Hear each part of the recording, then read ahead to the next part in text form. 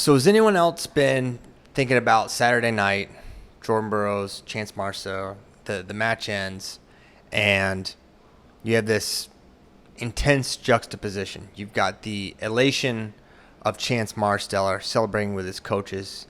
Then you've got the whole Stellar Train crew coming down onto the mat celebrating with Chance. And then you look to the middle of the mat. After Chance's hand has been raised, Burroughs just sitting there. And he's looking down. He's kind of almost kneeling, messing with his tape, pulling it off, deep in thought. And you're just kind of wondering, what's he thinking about right now, right? And I know a lot of people thought, hey, is he thinking about taking off his shoes? And that was not actually a thought that entered my mind at that moment, and I don't think that was the case. I think what we were seeing from Jordan in that moment is kind of coming to terms with a lot of different things. You know, I think there's got to be an element of disbelief. Jordan Burroughs is the reigning world champion in the last 2 years at 79 kilograms. The reigning world champion is not on the team, which, you know, a credit to the depth we have at Team USA at 79 kilograms, and a credit to Chance Marsteller that he was able to knock him off.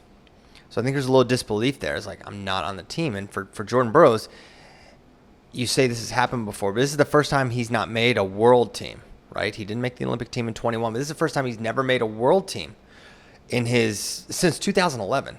That's a long time. It's an extended period of time. And, you know, I think another thing, other than the disbelief, there's got to be a heartbreak element where, you know, this is a guy who has a really high standard and really, you know, he's basically mapped out how he wants his career to end. He said it's going to end in 2024 at Olympic trials or the Olympic Games, one way or the other. It's going to be done. And you've got to assume that certainly Jordan was thinking, I'm going to make the team again at 79. I'm going to get another medal, probably gold, and then I'm going to be able to sit out to the semis at 74 kilograms. And that's going to be a challenge there too, because you look at 21, Jordan Burroughs was sitting to the finals, waiting for Dake. Dake ran through the bracket and then faced Jordan and beat him in 2 straight. It's already going to be a little bit tougher, right? Jordan knows that. Jordan knows it's going to be a little bit tougher in 2024 just to make the finals, because you have to win a semi and the challenge tournament final. But now, I don't know if intimidation is the right word, because it doesn't seem reasonable to think of Jordan Burroughs being intimidated by anything, but the reality, the sheer math that he's going to be dropped into a bracket with no benefit whatsoever.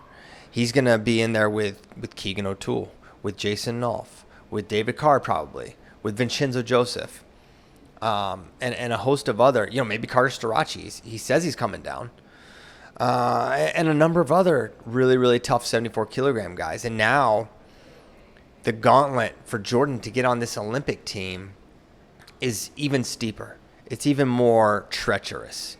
And those young guys, you know, the reverence for Jordan and I don't know if they're going to be wrestling that guy anymore, right?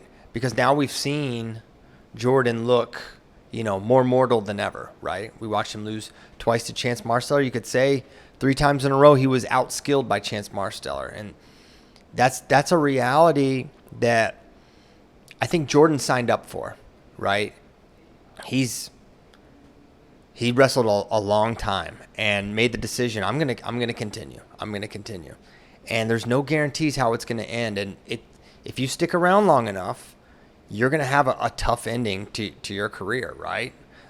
You can go out on top, or you can try to extend it, and it can be a really difficult conclusion. I think Jordan's facing that, and I think that kind of brings me to my next point, and it's something, you know, Chael put out a video about it yesterday, I think, but I've been saying this since 2021, is that Jordan needs to go up. He needs to go up to 86 kilograms for the Olympic year, not down. What we saw at the Olympic trials in 2021, I didn't think was a representation of Jordan we're used to seeing, right? And that's without taking anything away from what Dake did to Jordan. That's undeniable that Dake was the better man. But I also think it wasn't. If you look at that 2021 Jordan version versus what we saw at the World Championships at 79, completely different guy. And I think what Jordan risks going down to 74 is his body just may not respond. I did a video about 57 kilograms. Weight class matters. In the beginning of Jordan's career, he was making 74 kilograms the day before. Okay, the difference between the day before, one time, and day of weigh-ins, 2 days in a row, it's just tremendous, right? I mean, most everyone watching here is a wrestler, a fan of wrestling, has an understanding of the weight cutting process.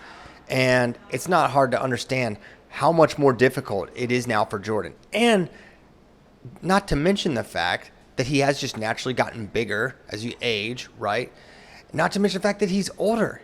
And as you age, it becomes older and older to take that weight off and compete with the same effect you had previously. So my thought since 2021, comparing his performance against David Taylor in January of 2021 at 185 and comparing him to his result against Kyle Dake, both those guys are Olympic champion caliber. David Taylor is an Olympic champion. Kyle Dake is a multiple world champion, one of the best wrestlers walking the planet right now, bar none. And he was closer to David, right? Even though he was wrestling up nearly 20 pounds above his Olympic weight class, he was competitive with David. Now, is he ready to beat David? I don't know, man. I don't know. David Taylor seems to be it's still improving, scarily enough. But I think Jordan needs to at least, I don't know what he needs to do. But I wouldn't be surprised if Jordan takes a beat and thinks, man, should I really be cutting back down? Because you watch him at the World Championships in 2022, watch him at Final X last week. Where do you find, 10 pounds, 11 pounds to take off of Jordan Burroughs, right? He's pretty lean right now. And now you're going to take him down to 163.5 from 174, 11 pounds. That's a lot. And that's going to be really tough. And so I don't know what Jordan was thinking in that moment, but I think he's smart and he knows now what's up ahead of him is just a little bit tougher. And I think the weight is something that should be considered. And I think 86, while I think it could be a long shot, it is a long shot to make that team. I think you at least have the ability to put Jordan Burroughs out on the mat at 86 kilograms, full of fire, strength, energy, movement, and he's going to be able to go out in Jordan Burroughs fashion if he doesn't make the team. Whereas at 74 kilograms, I'm not sure he'll have that ability. And we've seen a lot of great wrestlers try to make a weight cut down, and they don't look the same. And it's not their fault. The size is their size. The weight classes are terrible for the Olympics. Going from 163 to 189 is a preposterous jump that makes no sense. That's another subject for another day, but it's pertinent right now because it's the exact scenario that Jordan Burroughs finds himself in. I don't know what he'll decide. My thought is he is going to stay down because Jordan is someone who has a plan and sticks to it and executes. And I think he'll probably stay down at 74 kilograms if I had to guess, because that's what he's committed to do. But I got to say, I am fascinated now with this new wrinkle of him being on the outside looking in on the world team and not having the benefit to see how the last year of Jordan Burroughs' career concludes.